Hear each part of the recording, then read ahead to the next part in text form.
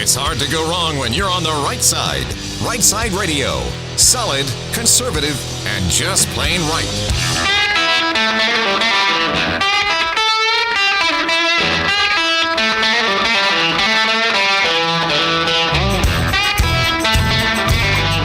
Alabama's syndicated news talk leader, Rightside Radio. Phil Williams here live in the Rightside studios. Man, we got the local, the state, the national, sometimes the international, and oh yeah, like the dude just said, solid, conservative, and just plain right.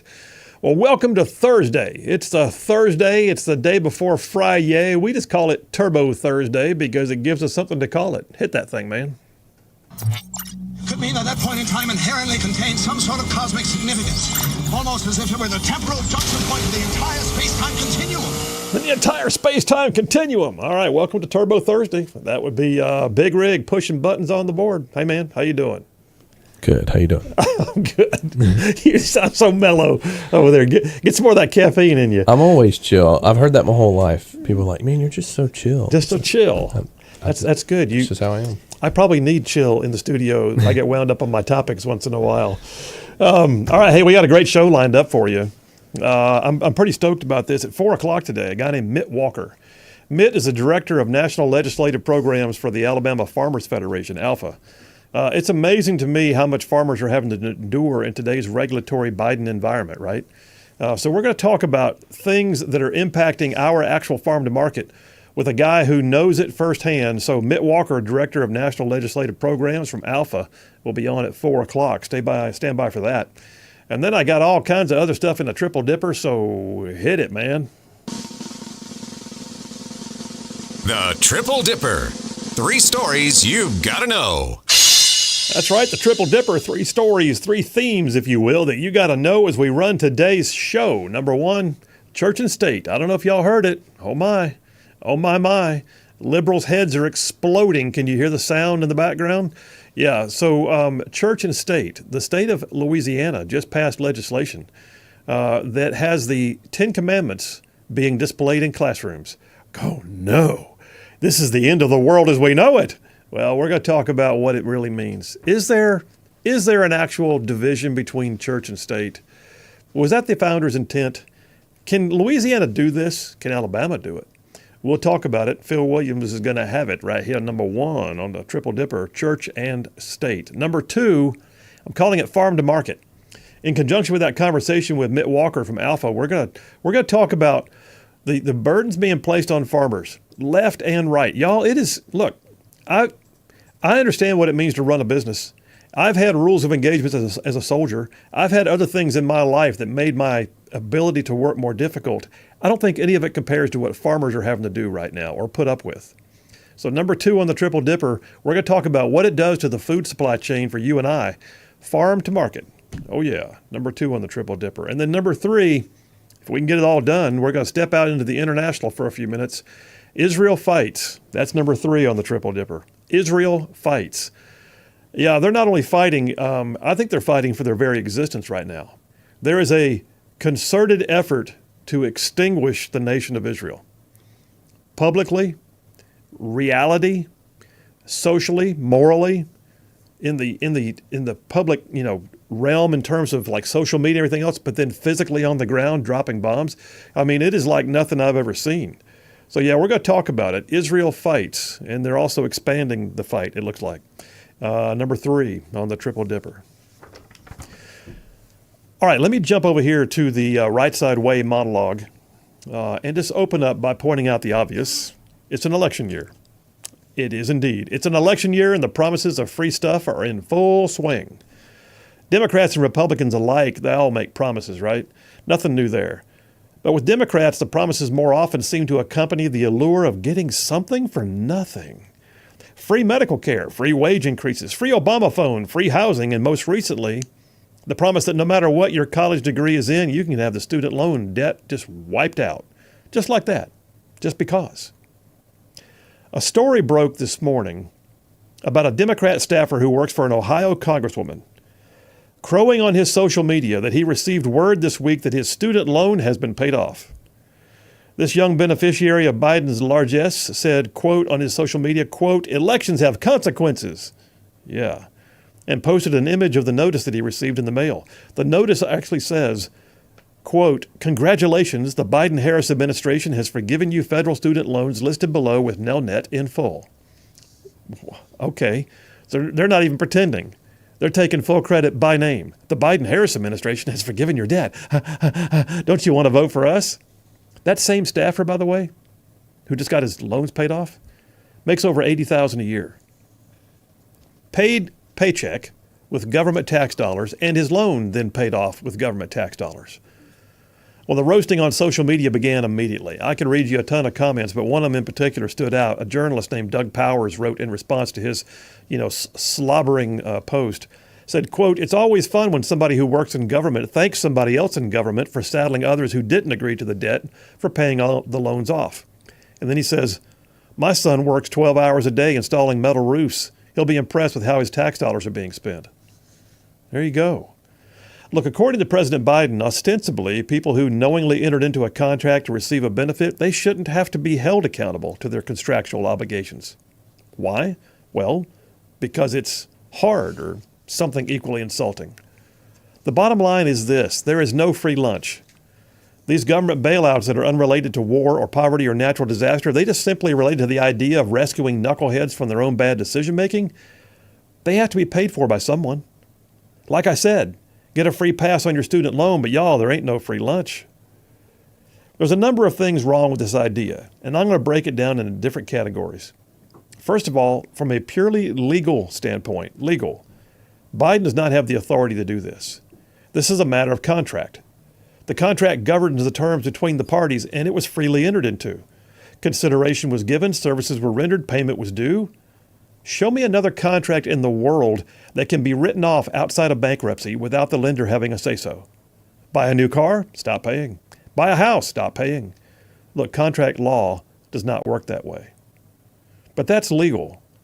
Let me just say this. It's also ethically wrong. Not just legally, but ethically. How can a president who has a fiduciary responsibility to the American public justify the ethical position that just because times are hard, in his opinion, that the government needs to lighten the contractual obligations of certain individual citizens without consideration to others who might carry similar burdens? What that basically is the government picking winners and losers, and that is not the role of government. That it can ethically look in the eyes of a 24-year-old who thought it'd be a great idea to borrow $50,000 to get a degree in underwater basket weaving in a fit of misguided benevolence to pay off the debt, at the same time offer no relief to another 24-year-old who works a night job to get a certificate as a journeyman electrician, and then borrowed $50,000 to buy the equipment to start his own company. Yeah, you see the difference? Ethically, this is wrong. Legally, this is wrong. So there's the legal and the ethical downsides, but what about the mental? What about the internal thought processes that go into making the final determination to spend somebody else's money to pay off another person's contract? What are we to think of a so-called commander-in-chief who could say on one day that he intends to use $400 billion of our tax revenues to pay off student loans because of so-called hard times, at the same time declaring emphatically that his economy is great? Bidenomics works. There's no hard times. Y'all, it takes mental backflips.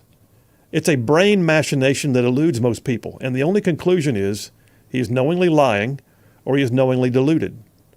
The same brain cannot conjure up all those conflicting thought patterns without one of two conclusions. He's either lying or deluded.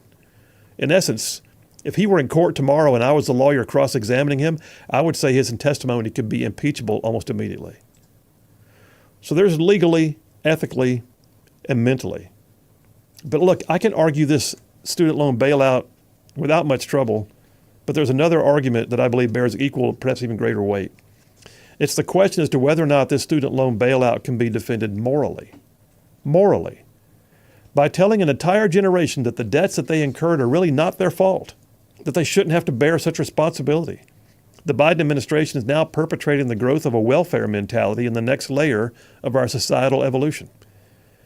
Having a welfare mentality, the kind of mentality that says, I'm a victim and therefore I should be rescued, it keeps otherwise strong, healthy members of society from learning the value of taking calculated risks. It tells them there's no need to press through adversity. They become expectant regardless of their level of personal productivity. Would we ever raise our kids to believe that there's no hope of success without someone else's benevolence? In essence, Joe Biden is telling every kid who doesn't show up to practice and came late to the game, they get a participation trophy anyway. A healthy society cannot live on the notion that no one should be held accountable for their own actions. And the millions and millions of productive citizens out there that are making a go of it and contributing hard to their communities, who take great risks and no great failures but also no great achievements, those are the people now being called upon to pat the poor souls on the head that have borne the ignominy, the burden, the pain of being asked just to pay their own debts. Pastor Adrian Rogers, a longtime Southern Baptist pastor and former president of the Southern Baptist Convention, he also had a radio show at one point. There's a number of quotes out there attributed to Adrian Rogers, but the quote that I'm about to read you is the one that I think is spot on. He said this one day. You ready? Quote, "You cannot legislate the poor into freedom by legislating the wealthy out of freedom. What one person receives without working for, another person must work for without receiving. The government cannot give to anybody anything that the government does not first take from somebody else. When half the people get the idea they do not have to work because the other half is going to take care of them, and when the other half gets the idea it does no good to work because somebody else is going to get what they work for, well, that, my dear friend, is about the end of any nation. You cannot multiply wealth by dividing it." There you go. And that's the deal. These student loan buyouts. Come on, y'all. There's no free lunch. Pay your own way. And that's a wrap for the Rightside Way. Yeah, spot on. So there you have it. I think I can argue against that student loan bailout legally, ethically, mentally, and even morally. It's the ruination of the nation. We got to put a stop to this kind of stuff. Phil Williams, Rightside Radio. Y'all stay tuned. We'll be right back.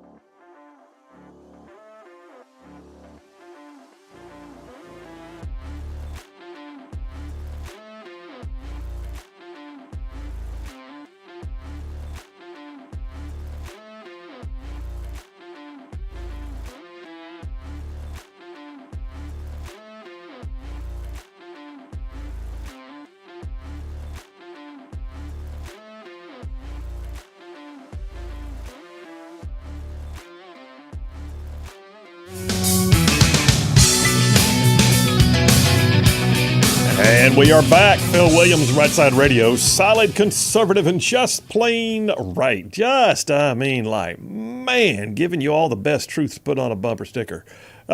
Several text messages already in. Text lines are open, 833-687-4448. That's 833-68-RIGHT. Talking about paying off those student loans, which is not going to be the topic of the main body of the show here, but it just felt like when I saw that article this morning with that smart aleck, staffer working for a Democrat. By the way, you know what's funny? That same Democrat congresswoman that this kid works for, he makes $80,000 a year, which I realize in D.C. $80,000 goes, not quite as far as it would here in Alabama. Still making a decent salary. $80,000 a year on the taxpayer dime, crowing about getting the government then to pay off its student loans. Couple things there. In the story, part of what really got me was it was only $8,200. Okay, $8,200, which he's been paying off since 2012. So 12 years, he still doesn't have it paid off.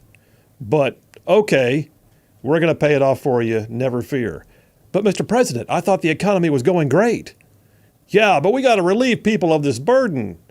But you said the economy was going great. Well, times are hard for some who have underwater basket weaving degrees.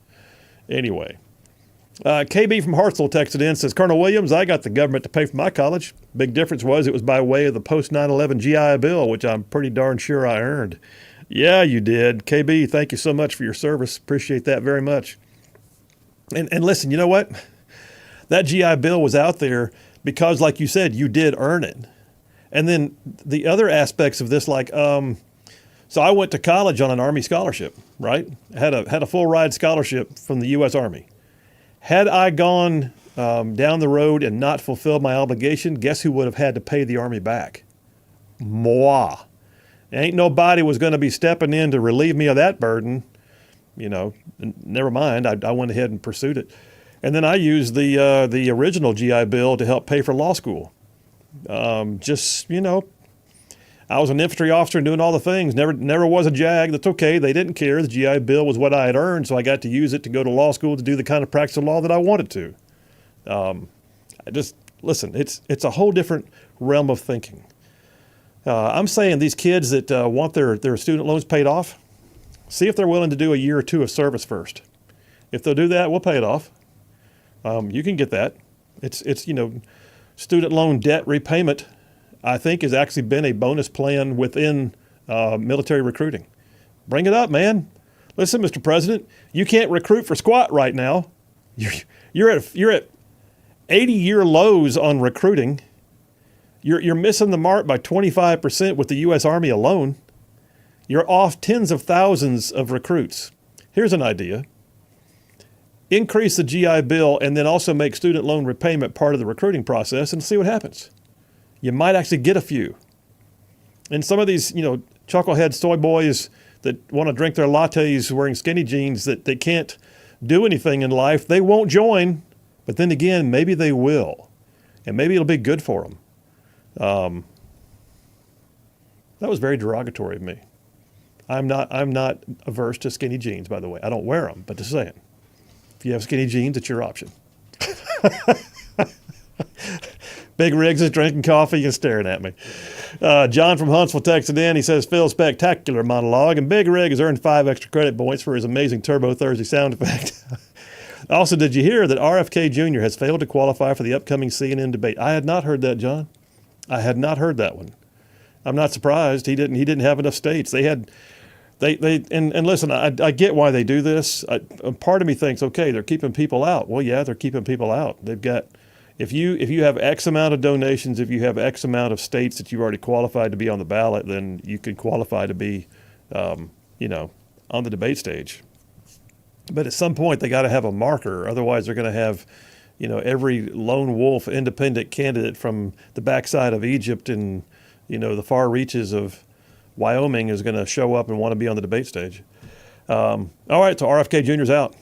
JT Lacey Springs says there better be some 1099s come January. Yeah, bro. Yeah. I'm wondering, isn't that taxable income? Thank you, JT. So all these kids getting these student loans paid off, that's a windfall right there. That's money. That has a fungible effect upon their bottom line. That appears to me that they just had, I don't know, some form of capital gain.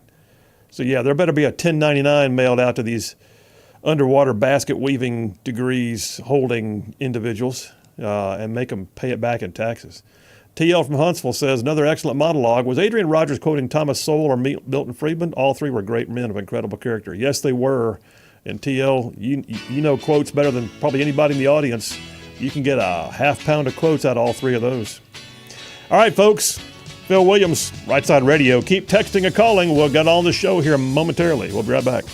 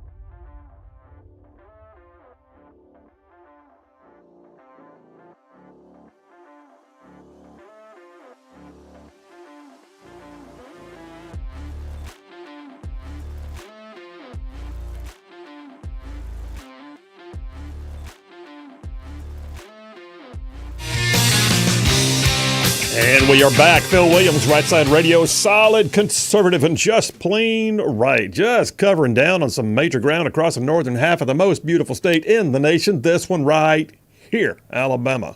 Y'all, I'm talking about this show goes like way down south of Birmingham, up north of Huntsville, Tuscaloosa, back to Gadsden, parts of Georgia, Tennessee, and even Mississippi, all thrown in just for good measure.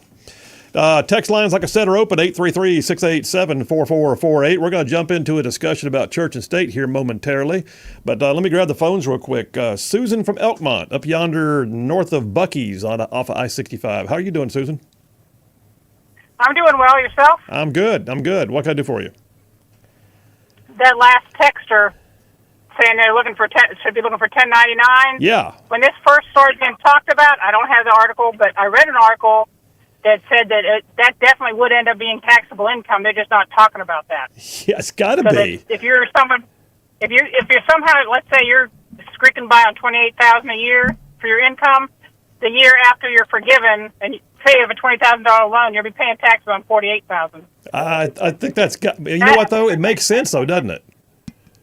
Yeah. Yeah. All right. It'll be quite a shock for all these people who say, "Oh, yay, I got my loan forgiven." Yeah, sure you did. Well, those 84,000 new IRS agents got to have something to do, right? So they can go after all the people that didn't take that 1099 and put it on their taxes.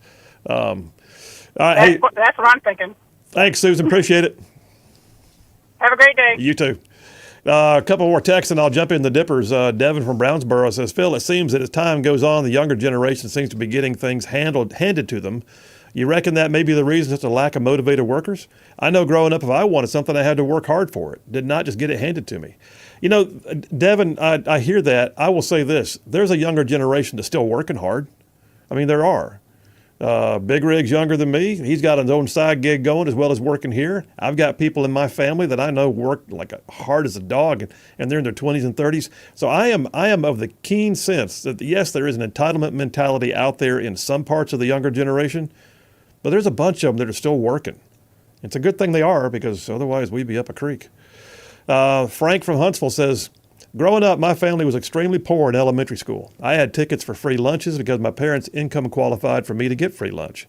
I was embarrassed around the other kids to bring out my free lunch because I don't know. I guess I was proud. It seems like nowadays people get mad because they don't get something for free. They say it's Pride Month. Why can't we be proud enough to pay our own debt when we take out loans? Frank, first of all, thank you for remembering where you came from. And God bless you. And you are so right. And oh, by the way, feeding kids, though, in school is a whole lot different. I'm not saying you're saying this, but I'm just saying feeding kids in school so they don't go hungry is a whole lot different than taking a kid who got a worthless degree, signed a contract, and just did not want to have to pay it off, and rewarding them for doing basically nothing. Anyway, thank you, Frank. And I know you know the value of every dollar. And then lastly, Jeff from Indiana says, Phil, I'm afraid we're as close to a dictatorship as this country's ever been. The Democrats are basically communists now, and laws mean nothing in a dictatorship because they do as they please. And I've never seen a dictatorship overthrown by law, so if you can think of one, please let me know. Overthrown by law. I will have to pause and think that through. In the meantime, thank you, Jeff. Be safe on the road. All right, listen, let me jump on in here. So in case you did not hear, there was some big doings yesterday in Louisiana. Now, the interesting thing is it's been brewing for a while. It's just that it finally got to the point for the governor to sign it. Liberal heads are exploding. Do you have an explosion sound effect for me? Liberal heads are exploding. Hit that. Just boom. There you go. Did you hear it? That was liberal heads exploding left and right. Just pausing for effect there. But the reality is this. Liberals are freaking out right now because how dare the state of Louisiana say it's okay to post that most awful, that most dictatorial, that most sly, that sneaky, that expert attempt to just put religion in our lives in kids' classrooms. Now, we're talking about the Ten Commandments, by the way. It's okay to have drag queen story hour in the public schools and public libraries. It's okay to teach that, transgenderism is the natural course of things, and to even lie to the parents about a child trying to quote unquote transition while at school. It's okay to say that Men can use the women's locker room at the school. It's okay to say that men can participate in women's sports. None of that's off limits. It's okay to even teach kids how to have sex. It's okay to teach them deviant ways to have sex. It's okay, by the way, to abuse the process and to make poor use of government tax dollars, your tax dollars, to run school systems that fail again and again and again and allow the teachers union to say we want more money even though we're failing, which, by the way, is what I call poor stewardship. All those things are okay. Why? Why are they okay? Well, the reality is they're not. And yet they are the norm in too many areas, in too many school systems, too many school boards sitting there fecklessly going, I don't want to make waves, so I'm going to agree that we'll celebrate Pride Month in the school system, and it'll be awesome. Oh, Phil, you know it's June. Most of the kids are out of school. No, I really don't. And I am pretty sure that you had Pride celebrations up and down the school systems before school let out. In the meantime, the thing that freaks liberals out is that the state of Louisiana has now passed a law for the Ten Commandments to be displayed in every public school classroom. No, they can't do that. Well, they're doing it, and they're doing it. And listen, is there a legal standard to go by? Yeah, there is. And is there legal precedent that talks about this very issue? Yes, there is. And the state of Louisiana appears to have had what I call an artful means of legislating the matter. So first of all, let's keep this in mind. This was not an executive order. This was not a one-off situation like we had with, and I'll talk about more in a minute, with Chief Justice Roy Moore here in Alabama, who dropped a monument into the rotunda of the Supreme Court, which was a unilateral action on his part. This is not a localized school board taking matters into their own hands in contravention of state or federal law. Nope. What you saw was the Louisiana state legislature, under the authority granted to them by Louisiana law, passing a piece of legislation through the legislative process, sending it to the governor for review. The governor had the option then of either signing it or not signing it. He could have vetoed it. But no, Governor Jeff Landry signed it into law. So first step is out of the way. The process by which this was put in place already meets muster. No one can say this is the unilateral action of someone going rogue. No one can say one individual in government or a bureaucrat or anything else stepped out of line. Nobody. By the way, just so you know, in case it's scary, no tax dollars are going to be used to implement this. Wait, how can this be? Because they're going to do it only with private donations. Really? Yes. And then is it mandatory? It's mandatory in the event that funds are available. Okay? So private donations to the state of Louisiana can be used to buy poster-size copies of the Ten Commandments, with a caveat at the bottom of the poster that points out that this is, where to put it, one of the foundational documents of state and local government, because it actually is. If you go and look at the front of the Supreme Court building in Washington, D.C., you're going to see, among others, you're going to see Confucius, you're going to see others, you're going to see some of the great thinkers over time, and in the middle of it all, you're going to see Moses holding 2 tablets with the Ten Commandments, carved into marble over the top of the entranceway to the U.S. Supreme Court. Why? Because yes, this is a religious document, but yes, it is also foundational to the precepts upon which the laws of the Western world were formed. And no one can argue different. There is a historicity here. The historical context of this document alone gives it weight. But here's the other thing. Some of the liberals are immediately, Governor Gavin Newsom, and boy, I tell you what, I was on Twitter yesterday, and the way I first heard about this was Gavin Newsom of California. Hang on, let me go find my tweet. I'm just going to pull it up right now so I read it correctly, because I retweeted this with a comment about the man, and then I drew the ire of liberals like left and right. Okay. Come on, Twitter. Are you going to cooperate with me? All of a sudden, my computer decided to freeze up while I'm in the middle of working. That's awesome. Okay. Going straight to it. I'm going to my post. I'm looking at it. Here we go. Here we go. So yesterday afternoon, I posted Governor Gavin Newsom tweeting out, Louisiana has the worst crime rate in the nation, but this is their priority. Okay, let me get this straight. The governor of a failed state, California, the governor of the state who just lost seats in Congress, the governor of the state that U-Haul says has more one-way rentals of trailers out of that state than any other state in the nation. The governor of the state where businesses are closing and jobs are being lost and crime is rampant and homeless on the streets and the southern border is out of control and yada, yada, yada. That governor.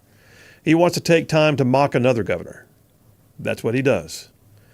So I tweeted out, you can find my stuff at Sin, that's S-E-N, at Sin Phil Williams on Twitter. I tweeted out, so the governor of California, who many believe wants to be the president of all of us, mocks another state for honoring the Ten Commandments. Let that sink in. Now, do I know that there are issues, and does Louisiana fully know that they are about to draw fire? There's the old joke about, in the military. All right, troop, move out and draw fire. They're doing it.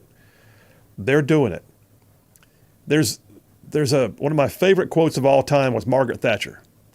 Margaret Thatcher, when she was Prime Minister of England, the Iron Lady. When Margaret Thatcher was Prime Minister of England, she had some just great quotes. But one of the things that I wrote down one time, and I had it stuck on the wall over my desk for a while, it said, true consensus is the absence of leadership. What does that mean?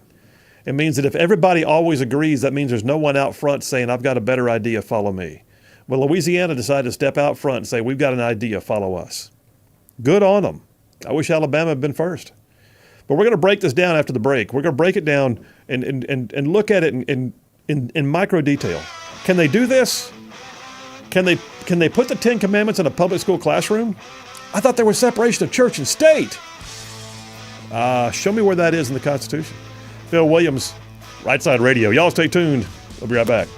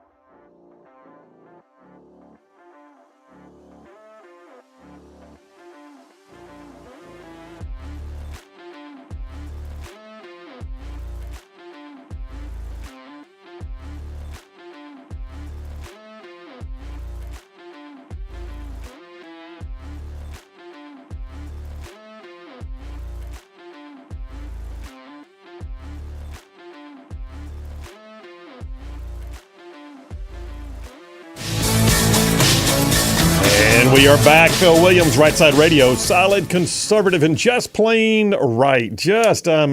Making it cool to be a conservative. So I'm in number one of the Triple Dipper. I'm calling it the church and state. So let me ask you this. Where does it say anywhere in the Constitution that there shall be a separation of church and state? And those who know an answer might say the Establishment Clause, the First Amendment. Okay, I hear that. But it is not what liberals want it to be. It is not. In fact, it is anything but. So there is a question constantly posed by things like displaying the public in public square or public arenas or public schools, items that appear to be, tied to a religious faith. You hear it all the time. You can't have a nativity scene at the city hall. You can't have the Ten Commandments in a school. You can't pray before a football game. Well, I got news. In many ways, that's not correct. You can. Now, they're going to challenge it. Like you can look at some of the libs chiming in on that Twitter post that I told you yesterday where I called out Gavin Newsom. I mean, not that Gavin Newsom was really paying attention to my tweet, I'm sure, but I called him out on it. And then, the next thing I get is a string of people screaming basically that it's about separation of church and state. And then, no. One of them says, there's that whole pesky separation of church and state thing. And I said, nowhere in the Constitution, not once. Another one said, separation of church and state was enshrined in the first freedom guaranteed by the First Amendment. And I said, no, it wasn't. Nowhere in the First Amendment will you find anything like that. Here's the thing. The Establishment Clause of the First Amendment, Congress shall make no law respecting an establishment of religion or prohibiting the free exercise thereof.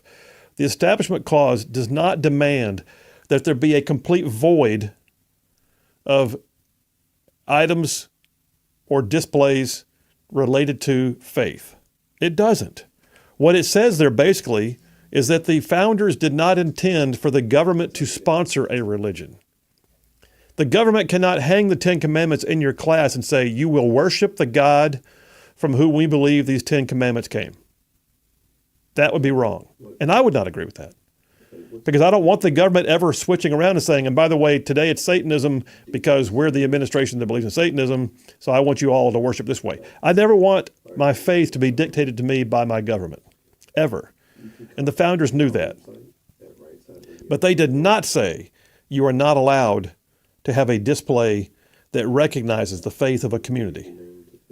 Think about it. How is it that small town America, where the vast majority of the people may have the faith, maybe they're all Catholic, maybe they're all Southern Baptist. I mean, you go to a small town in Alabama, you pretty much may find a Southern Baptist church, maybe a Methodist church too, but you're gonna see that if there is a faith within that community, small town America, small town Alabama, it's going to be Christian in nature.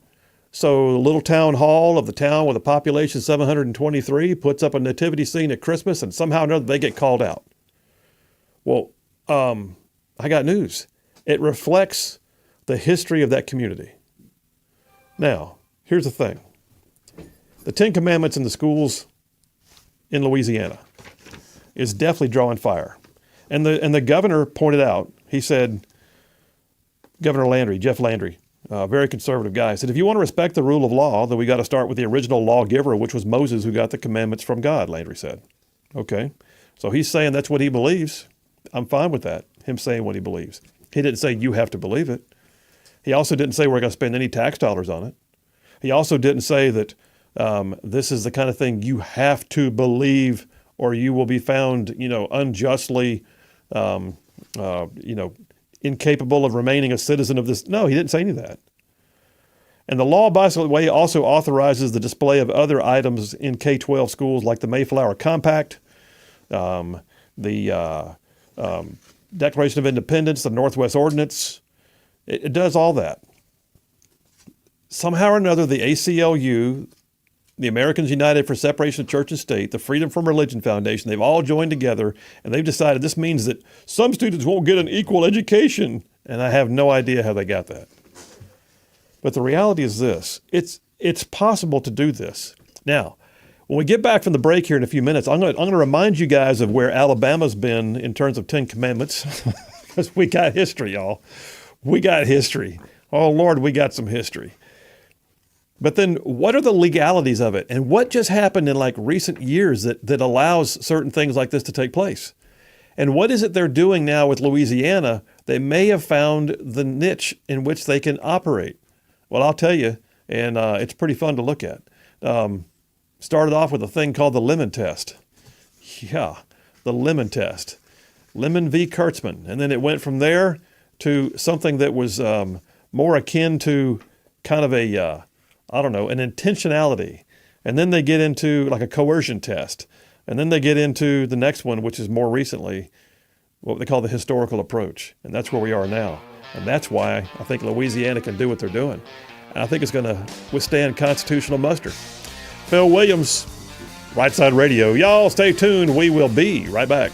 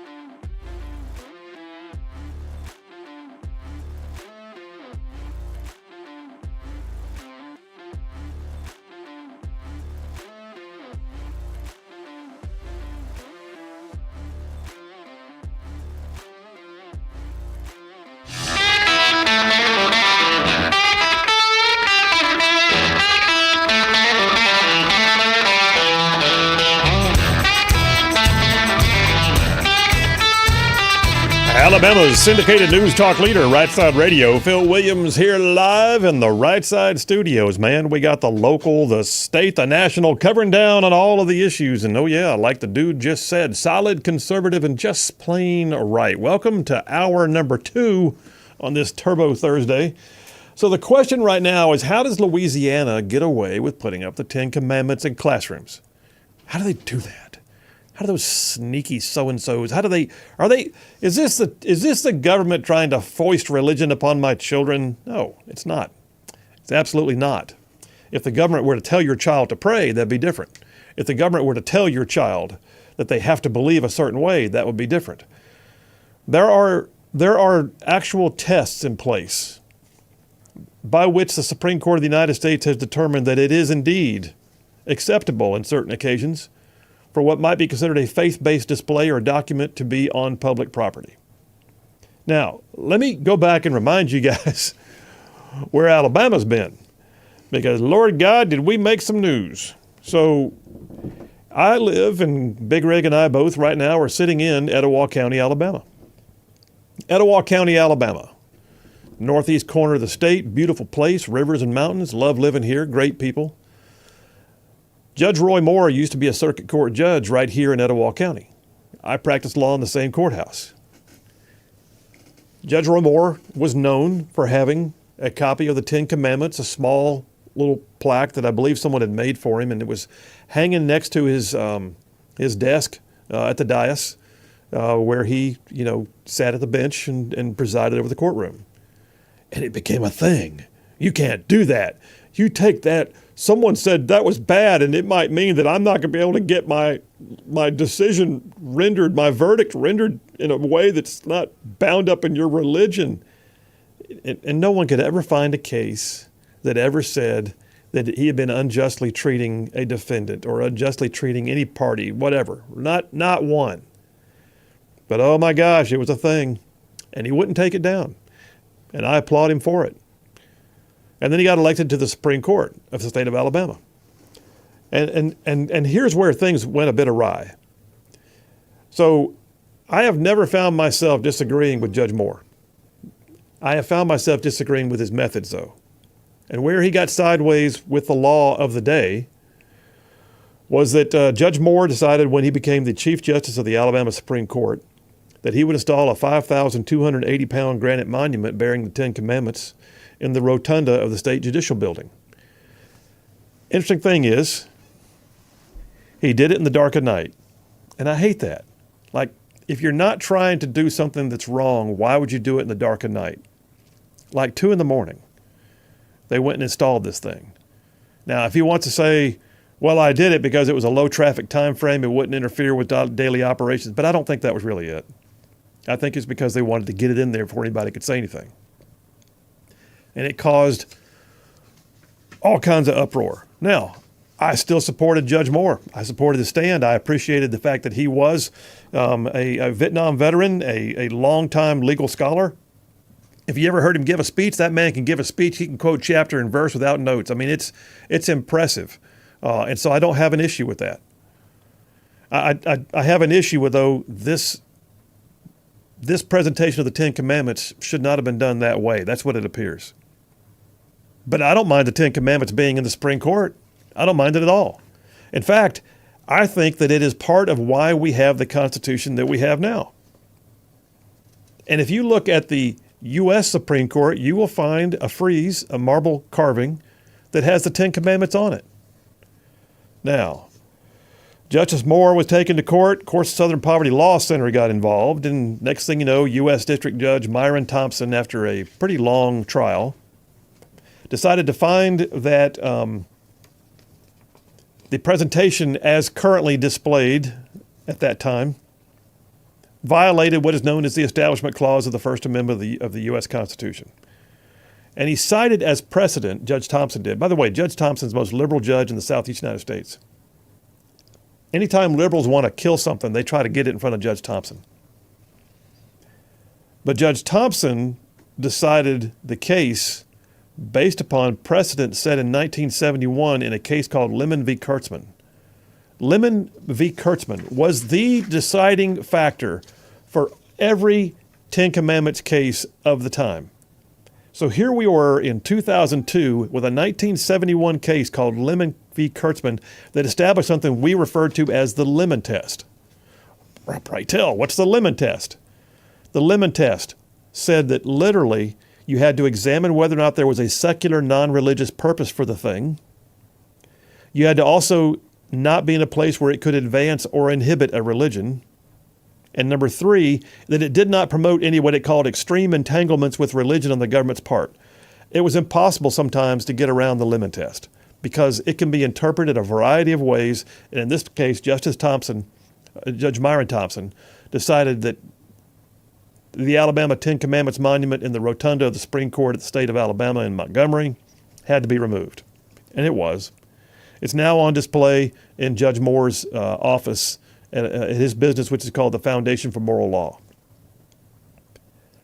So the Lemon Test survived for a while. In 1984, the Lemon Test was actually modified. Some would call it abrogated. But it was modified to add a question of whether there was coercion. Was there coercion? Was the government trying to coerce somebody? And you look at the Ten Commandments being displayed in classrooms in Louisiana, and you have to decide, is that poster coercing anybody? And they've been very careful to say there will be disclaimers added saying that it is not. But here's the thing. We're in a new realm right now because the current conservative court we had did away with the Lemon Test completely. Lemon is dead. Lemon is gone. Lemon is done. Ain't no squeezing of lemons no more when it comes to the Ten Commandments. We have a case right now that came out. Oh, where'd it go? Here it is. We had a case right now that came out. Forbes has the article. Exactly 2 years ago. A case came out that some of y'all may remember allowed a football coach to kneel on the sidelines and pray. How scary is that? Well, this particular case changed everything. Kennedy versus Bremerton School District, the praying coach case, not only did away with the question of whether that coach could pray, it did away with the Lemon Test. It put a whole new realm of thought in. It established new precedent. It reversed prior precedent. And it said that now we will examine things from a historical approach. Now, if you can find that the item is placed by government on public property, if it has a historical valid reason for being there, then it is not in violation of the Establishment Clause. I give you all of this to say, I believe that Louisiana is going to be upheld. They're going to have to fight. And you know what? They're game for it, apparently. They know that. And I think what you're going to wind up seeing is more states following suit. I think you're going to wind up seeing that there's going to be a separation of church and state argument. You can't do this. You shall make no law. Well, you know what? We did. And we got plenty of grounds for doing it. I mean, you've got cases right now that are out there, like in Prince George's County, Maryland, where the American Humanist Association decided that a cross had to be taken down that had been put up by the American Legion to honor war dead. It's called the Bladensburg Cross. And Justice Alito wrote the opinion that said, nope, that cross can stay. You know why?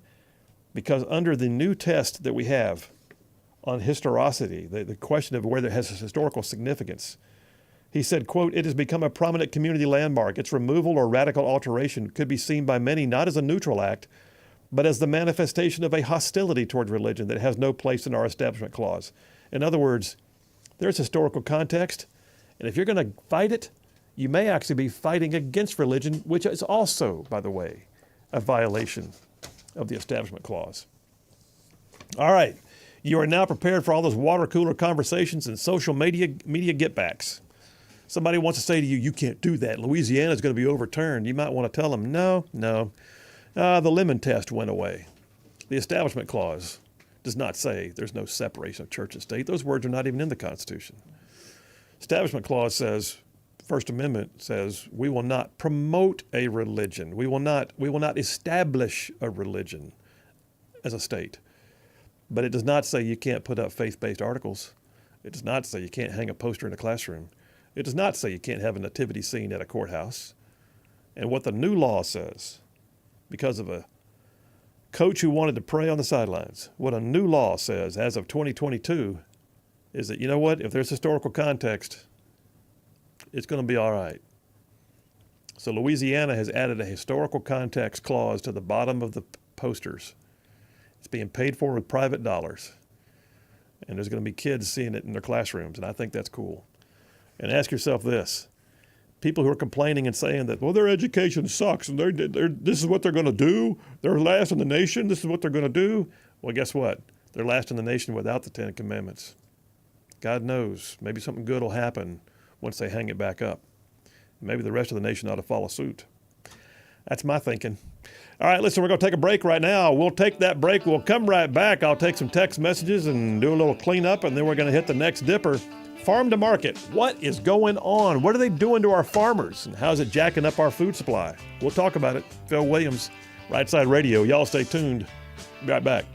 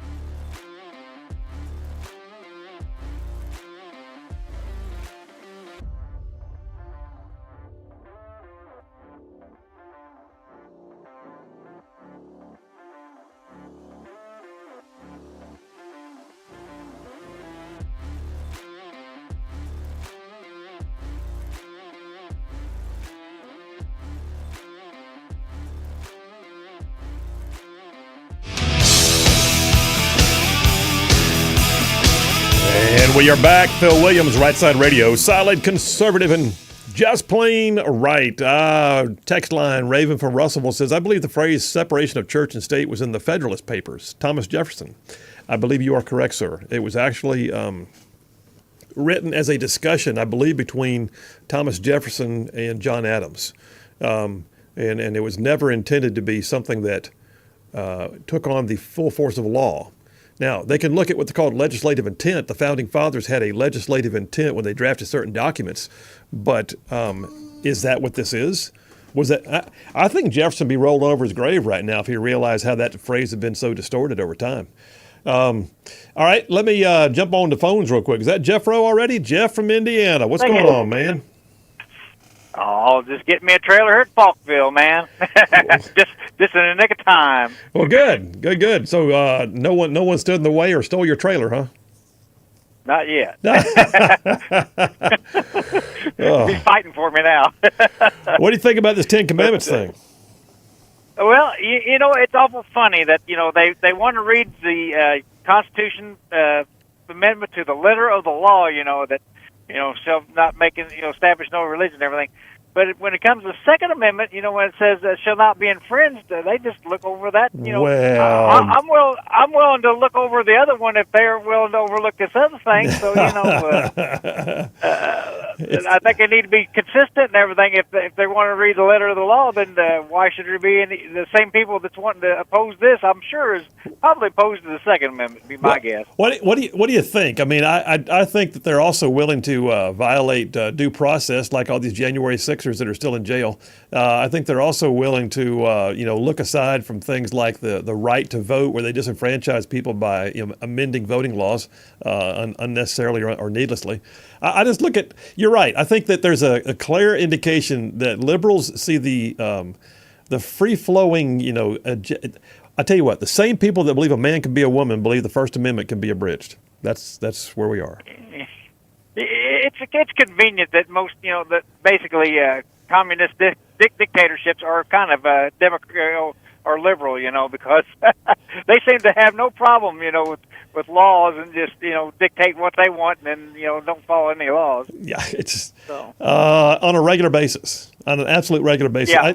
I fully expect that Louisiana expects to have this challenge in court, and to some degree, I think they're probably like game on, like come and take it. We'll wait and see. But right now, the usual suspects, the ACLU, the Freedom from Religion Foundation, and all those are lining up saying we're going to challenge it, and I'm like, go for it, man. I wish more people would stand up for their constitutional rights. To tell you the truth, Yeah.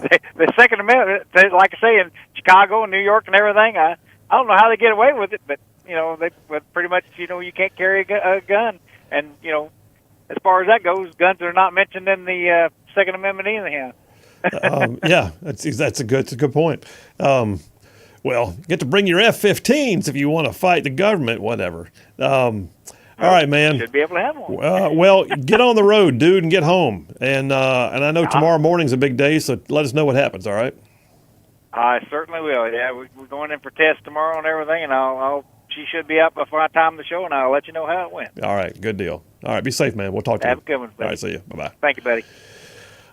John from Harvest texted in, says separation of church and state was from Thomas Jefferson, but not in the Federalist Papers. It was a letter Jefferson wrote to the Danbury Baptist Church. Thank you, John. I knew it was a letter, but I was thinking it was between he and John Adams. But I do believe you are correct, sir. So Raven and I have now been corrected. It's not the Federalist Papers. It was a letter, and it was written by Thomas Jefferson, but it was to the Danbury Baptist Church. Listen, keep your eyes on this, all right? It's going to be interesting to watch. Alabama had its own Ten Commandments battle, but it was done differently and done, in a way that did not have the full force and effect of law. Now, I don't mean it that way. I mean, basically there was a resistance on the part of Justice Moore against the law that was being brought to bear against him. But what I'm saying is Louisiana did this by passing a law duly enacted by the legislature, signed by the governor, and put into place in a way that they believe conforms to the classic new test of historical nature required under the case that was decided 2 years ago with the praying coach. All that to say, y'all, liberals are going to scream no matter what you do. So just take your stand, all right? Keep in mind, they don't want to be your friend anyway. Liberal activists have no desire to be your friend. They will say that you're an ally, but they don't want to be your friend. They want you to conform to what they say. They want you to basically capitulate. So in the end, you might as well go ahead and take your stand, because if they don't like you now, they'll just choose to not like you later. It's just going to be the way. The reality is, if we're not willing to take a stand for something we believe in, then guess what? We're gonna stand for nothing. Good on you, Louisiana. We'll see where it goes. Phil Williams, Rightside Radio. Y'all stay tuned. We will be right, and we will be back.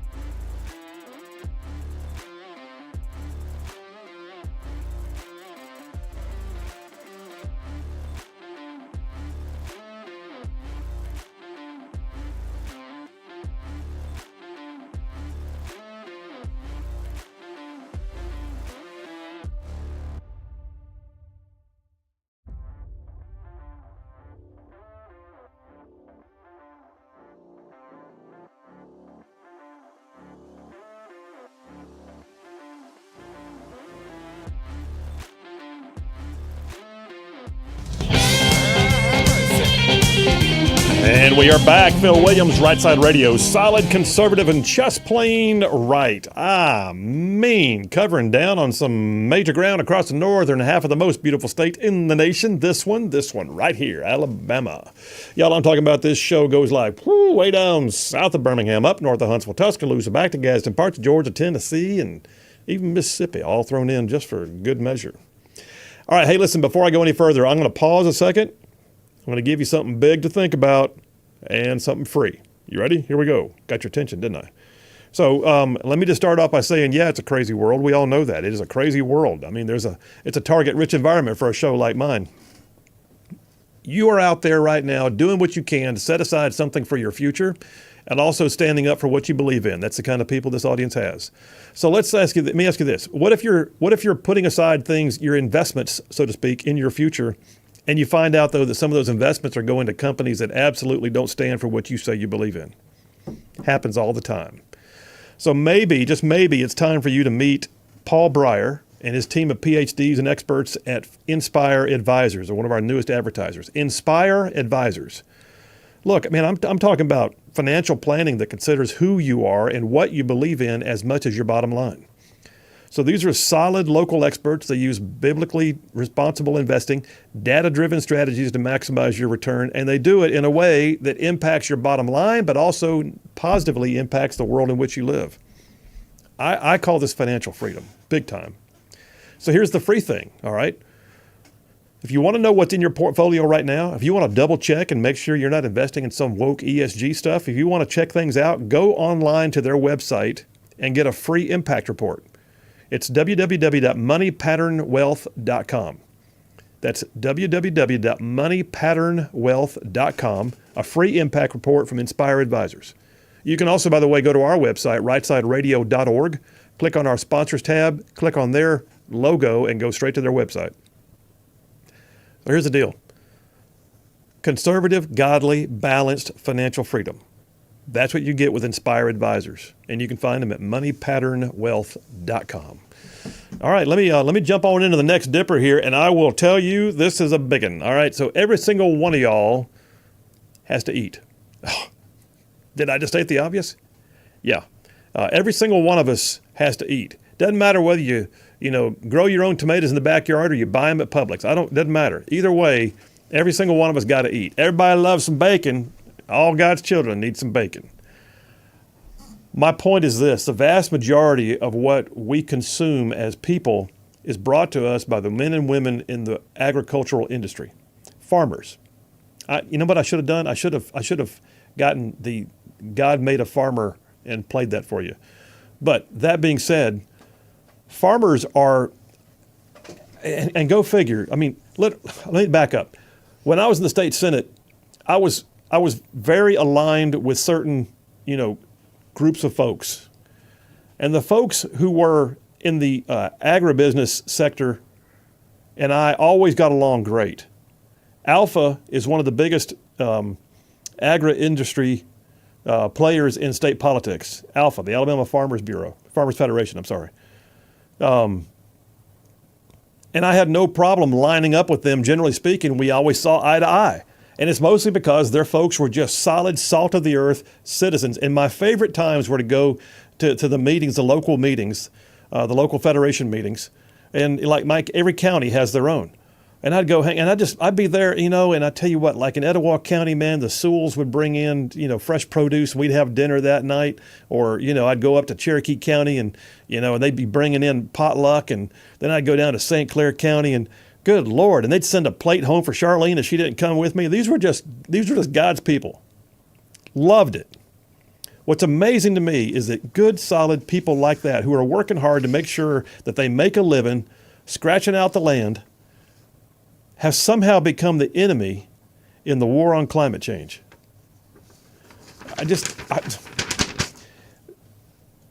Reuters has an article here that came out a couple years ago, about a year and a half ago. Reuters has this piece that clearly tells you what the priorities are. Within the U.S. Department of Agriculture, Secretary Tom Vilsack, that's another one of those Biden appointees, the whole of government approach, Climate change is the existential threat to everything that we believe in. Well, the U.S. Department of Agriculture was proud to announce they're spending $3 billion in projects to reduce what it calls climate-harming emissions from farming and forestry, tripling the funding that it had initially even envisioned for the program. Tripling. In other words, they were going to do some stuff, then they got real excited, and they got a whole lot of money, and they got $3 billion to do what they called decarbonizing the U.S. economy. Awesome. In the course of saying so, this statement is made. Farming generates nearly 10% of the U.S. greenhouse gas emissions, according to the Environmental Protection Agency. Quote, this will allow the U.S. agriculture and forest industry to take a leadership role internationally. This is a really big day for American agriculture. Yeah, it's a really big day. It's a really big burden. What they just did is they started laying out this money with the sole intent of doing, it's like you're seeing in the private sector right now. You're having automakers and all of them being crushed by policies and regulatory burdens and demands for EV vehicles. The government is getting in there and going, climate change everywhere, climate change. How long is it going to be till you can't change your child's diaper because it's going to be a methane-producing opportunity? I mean, that's where we are right now, the madness. But what they're doing to farmers is becoming more and more of a thing that then trickles down to you and I buying goods at Publix. We head on down to Winn-Dixie or Star Market or any one of the other places where we buy our foods. Guess what? Prices are up. Are they up because of basic inflation? Yes, but they're also up because of regulation. They're up because right now farmers' lives have been made so much harder.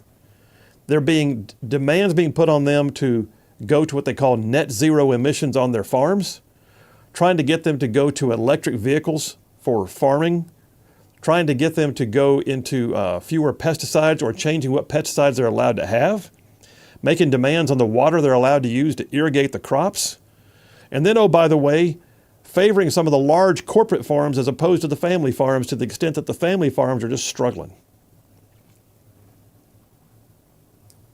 Senator Tommy Tuberville is actually been named as the top number one Republican acting on the Senate Agriculture Committee on behalf of farmers.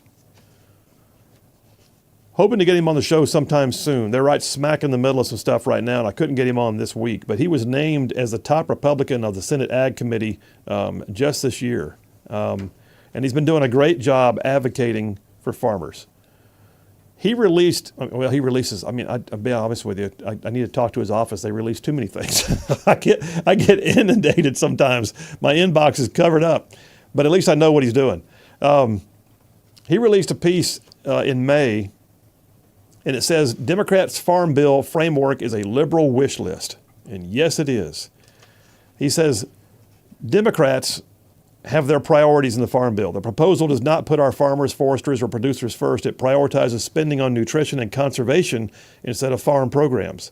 They've been saying for months they have no money to bolster farm safety nets, but yet somehow they found $20 billion to spend on partisan priorities to include giving more SNAP benefits to Puerto Ricans and tying conservation spending to climate change initiatives. At every turn.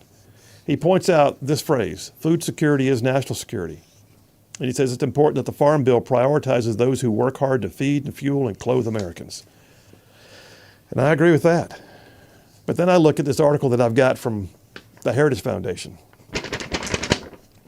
And it points out that what we're seeing right now is not just in the United States. Europe led the way.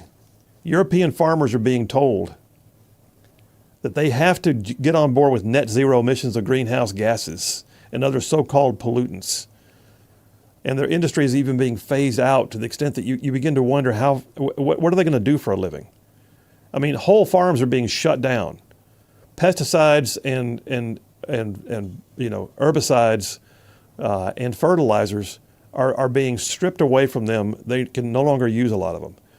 U.S. Congress is going to pass a farm bill this year. This is last year, with the Inflation Reduction Act funneling $20 billion of climate funds into agriculture, which they did. And American farmers are about to face similar pressures.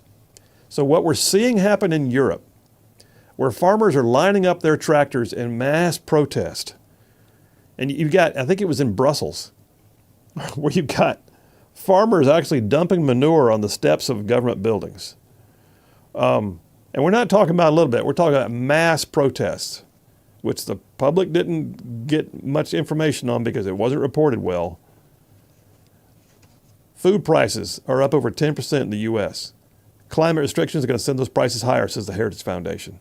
Egg prices have been up 70%. Sausage up 10%. Breakfast cereals and bakery products 15%. Chicken 10%. Lettuce 17%. Y'all, it's unbelievable. And then what do? They make it more of a regulatory burden, and farms feel the pain. And when farmers feel the pain, so do the consumers. It trickles down to us. And then you get into trade, and you look at it and go, my gosh, what exactly is Biden doing? Story here on Newsweek came out in October of last year. Biden's trade policies are a disaster for American farmers. These were two Republican representatives, so they don't like Biden anyway, but it points out the U.S. Department of Agriculture marked another disappointing development in Biden's lackluster trade agenda, projecting that our agricultural trade deficit, we're in a trade deficit we should be a net exporter, is going to climb to $27.5 billion for fiscal year 24. It's an alarming trajectory, but unfortunately, it's standard operating procedure for President Joe Biden and his entourage of advisors. The priorities of rural America are being regularly pushed aside and forgotten, says this article. It goes on to talk about it's mostly energy policy and poor foreign affairs. And so we wind up being the most fertile and capable nation in the world. We are the breadbasket of the world. And just like you're seeing that we are no longer energy independent, now we are finding ourselves in an agricultural trade deficit. And there is absolutely no excuse for that. Absolutely none. Unless, of course, your priority is not the care and well-being of your own people. If your priority is on green energy policies, well, then maybe we are the leader. All right, we're taking a break right now. We'll take that break. We'll come right back. Keep in mind, coming up top of the hour, a guy named Mitt Walker, who is with the Alabama Farmers Federation, calling in to talk about this very thing. Y'all stay tuned. We will be right back.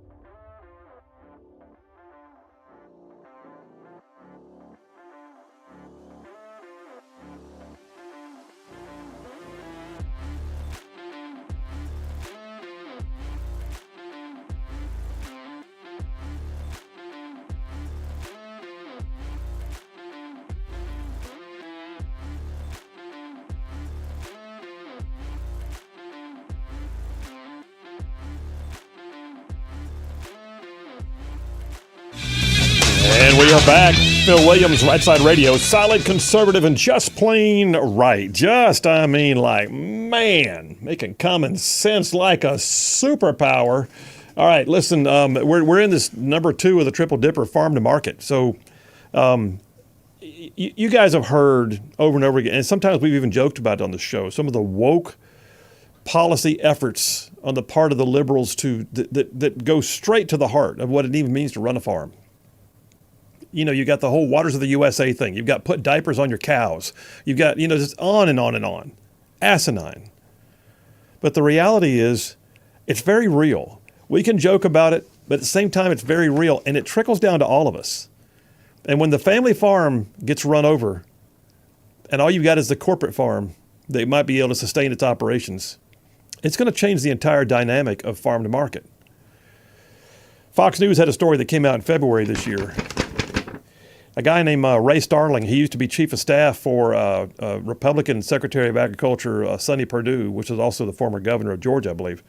But he said that the lives of farmers have become more difficult since Biden took office for a variety of reasons, and the ones he cited more anything were burdensome regulations related to the FDA, water policy issues, and guest worker visa programs. And on the water thing, he said at the end of the day, anybody involved in agriculture needs it. They need access to it. They need to be able to manage it. Probably the biggest thing we've seen in the water space is this administration seems very determined to maximize the EPA's jurisdiction over land that has some kind of water on it. So a real quick background on this. There was a massive outbreak of regulatory burden under the Obama administration, and it was called Waters of the U.S. You could have somebody look at an intermittent stream that was dry 3/4 of the year and say, I'm sorry, Waters of the U.S., you can't do anything near that. And make it, I mean, if any of y'all have ever been on a military installation where you can't train because of a red cockaded woodpecker being sighted somewhere in the next 10 miles, you know what I'm talking about. That kind of regulatory asinineness, jackassery, is rampant, especially with the EPA. And the EPA can step in and shut down your farm.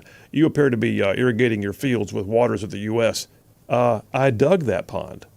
I tapped it with a well. I'm sorry, sir, but it is now a permanent fixture. That makes it Waters of the U.S. Doesn't matter. Now, Waters of the U.S., the EPA got slapped around by the Supreme Court just, I think, last year, actually. Supreme Court came in and upended the Biden administration policies that I'm talking about, where they were trying to reinvent, because Trump rescinded the whole Waters of the U.S. debacle. Biden immediately put it back in. The Supreme Court had to get involved. And they narrowed the ability of the EPA to do some of what it was doing with water, because it was just killing farmers. Here's the thing: EPA is not content, because the way the ruling came out, they were told they couldn't do it that way anymore, that they had to take a look at whether or not there was a relatively permanent body of water to which it was connected. So what are they doing? The EPA is now keying in on its own interpretation of what the words relatively connected or relatively permanent means. Oh, God. No one on the Supreme Court realized they were giving them a loophole. They knew exactly what they meant when they passed entered that ruling. No.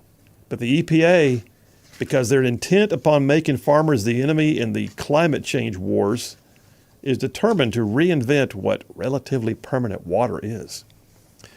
Now, we do have the, most recently, as of last week, Senate Republicans are grabbing hold of the House-passed agriculture bill and trying to move it forward. The House did pass a farm bill that was a pretty good one, and it got some bipartisan support. So you got senators like Tommy Tuberville right now grabbing hold of it and saying, look, we want to do this.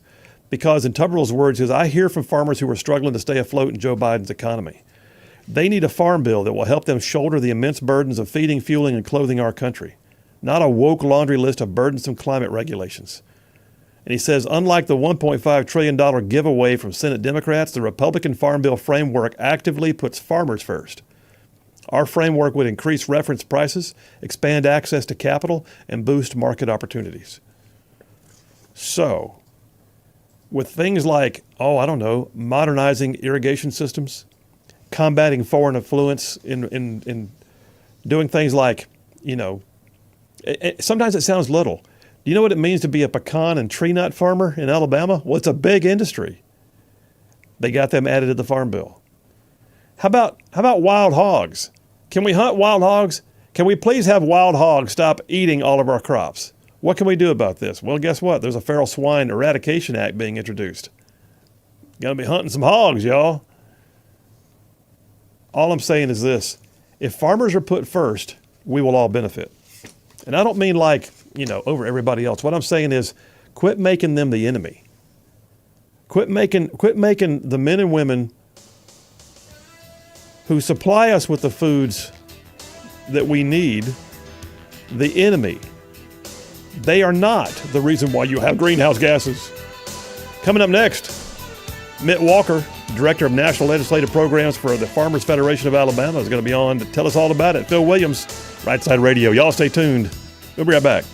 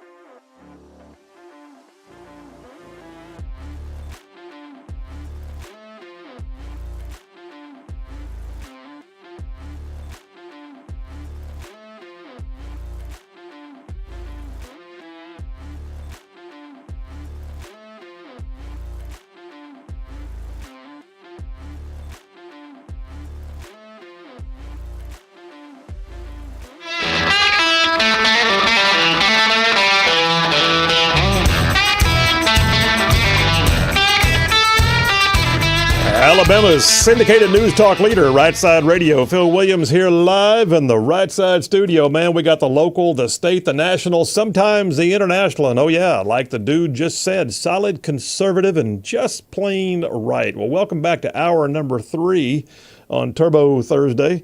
Listen, I know who my audience is, a bunch of Rightside ruffians. You guys are conservative and salt of the earth.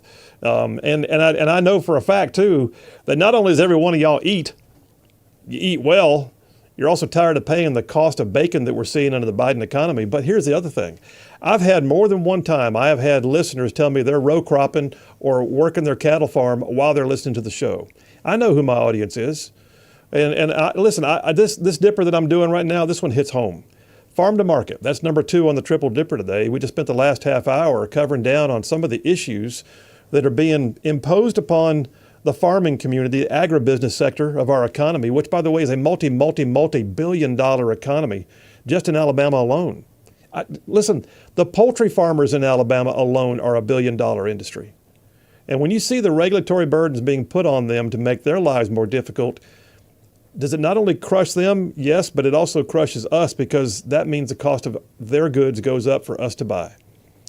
All right, let me stop talking for a minute and just bring in somebody who knows better than me. Mitt Walker is on the line right now. He is the Director of Governmental and Agricultural Programs for the Alabama Farmers Federation, ALFA, down in Montgomery. He's been working these issues for years.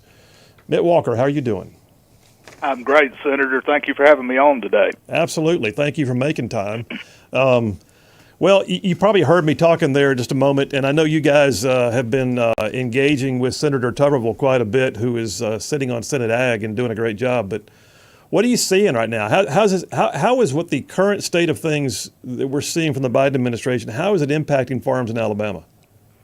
Well, you hit the nail on the head. I mean, when you think about farming, it is inherently risky and inherently difficult. You're dealing with everything from weather to supply chain disruptions, global markets where, we have a saying that farmers are price takers, not price makers. A lot of times what they're paid for their crops is determined by the Board of Trade in Chicago or somewhere else in the world. So, when you couple what's already an inherently difficult business with just a litany of rules and regulations that are thought up by either environmental activists or lifelong bureaucrats that probably have never been out of D.C., it really, really makes things more difficult on the farm. And like you said, a lot of that actually translates to the consumer and what they're paying for the goods produced here in Alabama. Well, I know we've all seen it. I mean, the Biden economy is not just about inflation. Inflation is just an indicator of the larger problems, a lot of which are brought upon by regulatory environments. Sure. And we hear all of the somewhat laughable stories like putting diapers on cows and all that kind of stuff. But sometimes we also see that it's the insidious little things they do, like changing the manner in which you're allowed to either fertilize or use herbicides on your farm, or impacting the way you can irrigate because they're going to take new interpretations of the waters of the U.S. So what are some of the biggest regulatory burdens y'all are fighting against right now? Yeah, you hit the nail on the head. I mean, a multi-decade fight for us and others, not just in agriculture but in business in general, is the Waters of the U.S. rule. It goes all the way back to the Clean Water Act in the 1970s and has been the subject of litigation time and time again. And if you look at the last 3 presidential administrations, Obama-era Waters of the U.S. rule was extremely punitive toward the ag community. One of the things that President Trump campaigned on was the fact that he would repeal that rule when he was elected, which he did. The Trump administration put forth a very straightforward rule that actually was more in line with congressional intent of where EPA and the Corps of Engineers should and shouldn't regulate things. Fast forward to the Biden administration, they repealed the Trump-era rule, and now we're stuck with another really bad rule. The Supreme Court did strike it down last year unanimously. They struck down what's called a significant nexus test, forced EPA to write a new rule last year, but unfortunately even that new rule really didn't adhere with what the court asked them to do and still leaves a lot of ambiguity there. We see it as a land grab, Senator. It is has very little to do with the environment and a whole lot to do with controlling what you do on the landscape, whether you're a farmer, a homeowner, a home builder, go down the list. So, that's just one example You referenced the diaper on cattle. I mean, Yeah. it'd be funny if it wasn't true. I mean, you have people that are looking at these rules, thinking these things up. I never dreamed. I've been doing this almost 20 years at Alpha. Last year, we all had to go to battle with the Securities and Exchange Commission. Here in Alabama, that's the SEC, not football, but the federal agency that looks at investments and that kind of thing. They issued a rule that had to do with climate reporting that would have actually trickled all the way down to the farm level. Wow. With our individual farmers having to report their emissions. Wow. Terrible rule. I mean, so, you know, there's things that you kind of are used to fighting, whether it's the Corps or EPA type rules. But yeah, in that case, we were even dealing with the Securities and Exchange Commission, which I never dreamed would be the case. Yeah, I mean, you look at it and think, is it even? And I know that there are folks out there. I mean, I've got some amazing folks just in what used to be my Senate district here in Northeast Alabama that are still family-owned farms, and I can't imagine what it takes to run a decent family-owned farm. I mean, just to be able to get the capital you need to buy the things necessary to do whatever it is you do, whether it be row cropping or poultry or cattle or whatever. Even capital has been made more difficult with all the ESG rulings and everything else we've seen, hasn't it? Oh, absolutely, yeah. Accessing capital is more difficult. Unfortunately, the monetary policies of this administration has made borrowing money more expensive. When you're looking at operating loans and that type of thing, you know, one of the issues that we deal with here repeatedly, when you talk about the capital-intensive nature of farming, the estate tax, or what we call the death tax, is a critically important issue. In fact, Coach Tuberville and our president, Mr. Parnell, actually released a op-ed that they co-authored just this week, talking about the importance of the Trump era Tax Cut and Jobs Act. A lot of those provisions expire next year, and we're going to see the estate tax exemption potentially double. So that's just one of the things that are affecting family farms. A lot of cases, our farmers have had to get bigger just because of the cost of doing business. And, you know, it doesn't take long. I know it sounds like a lot of money, but it doesn't take long to accumulate several $1 million worth of capital on a farm when you look at the value of land. You know, a new cotton picker today costs in excess of $1 million. Wow. A spray rig could cost you as much as $500,000. So just those basic tools to farm the land and the land itself can oftentimes be worth several $1 million. That's all money that's tied to the operation. If a family member passes away unexpectedly, the remaining family members bear the brunt of this awful death tax, and in some cases they have no choice but to sell a piece of property in order to pay those taxes, which makes them less viable as a family operation going down the road. Yeah. Well, I mean, listen, we could probably find 100 different angles to talk about. Waters of the U.S. has been a pet peeve of mine for years, but I gotta ask you too. One of the things that we've seen in recent years is deep concern about foreign intervention, and you know the classic case right now is Chinese-owned entities buying up American farmland, and we've even seen Senator Britt and Senator Tuberville both taking a stand on that issue. Sure, yeah, Senator Tuberville has really gone to bat on that issue. Some of his provisions actually are included in what the Republican Farm Bill would look like moving forward. Senator Britt's also been engaged. Yeah, at the end of the day, I mean, food security is national security, right? And we have to make sure that we're doing everything we can as a country to be able to produce the food, fiber, fuel that we need to sustain ourselves, and then hopefully have enough, you know, left over for exports, and that does add value to our commodities. That's one thing, you know, rather than this current administration focusing so heavily on issuing rules and regulations, really two things, in my opinion, would help more than anything. One is to get our energy policies right in this country. Yeah. Everything ties back to energy policies, and then our trade deficit is out of hand. Historically, the agricultural portion of the trade balance has always been to the positive. 4 out of the last 6 years, the last 2 years in particular, we've seen our trade imbalance in just agricultural trade skyrocket to, it's projected to be $32 billion this year. Yeah. love him or hate him, trade was at the forefront of the Trump administration. It was in the news every day. When's the last time you've heard this current administration talk about opening up new opportunities for American goods to be traded around the world? It's just not happening. Well, and I saw the most recent report saying that we're at a $27.5 billion trade deficit right now. We should be a net exporter. We should be in a trade positive. Absolutely. There's no reason why we shouldn't. Yeah. Well, so let me ask you this: the current farm bill, the one that I think it came out of the House with some bipartisan support. It is now being talked about by Senate Republicans, but we still don't have the majority. We're just off by just enough to be able to say we can do what we want to do. And so the reality is that farm bill is sitting and waiting. It has not passed or been machined or massaged yet, has it? It has not. The House Ag Committee did move their bill out of committee, and you're right, with a little bipartisan support. I think there were 4 Democrats that voted to advance that bill out of committee. Chairman Thompson from Pennsylvania has become a good friend of ours. He's been to Alabama multiple times. He has drafted a really strong bill for the agricultural community. It helps to address some of those inflationary pressures that you talked about. It is a good bill for production ag. Unfortunately, with it being an election year, there are very few days that the House will actually be in session between now and the end of this Congress. With the slim majorities you talked about, it is going to be a heavy, heavy lift to get a bill out of the House.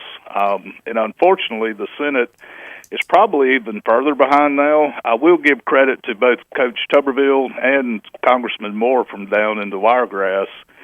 Both of them got quite a few of their priorities included in the draft text or the frameworks of the 2 bills. So, shout out to them for going to bat for Alabama farmers and doing a really good job. The Senate bill is off to a slower start. There's 2 frameworks that have been released, one by the majority and one by the minority. So actually we're looking at kind of 3 different visions right now for what a final farm bill would look like. So far, what's out there has been well received that the Republicans have put out. It would be good for the ag community, but a long, long way to go to get that passed. Well, Mitt, I really appreciate your time today, and we're pretty much out of time right now. But I got to tell you this before you go, though. One of my favorite quotes came from Jimmy Parnell, the president of Alpha. I was a judge on an FFA competition, and he was there, and he was speaking, and he said, he heard one time that if the rest of the world figured out about bush hogging, we wouldn't need psychiatrists. And I have used that phrase multiple times. But well, have you got time for one other quote real quick? I got about 30 seconds.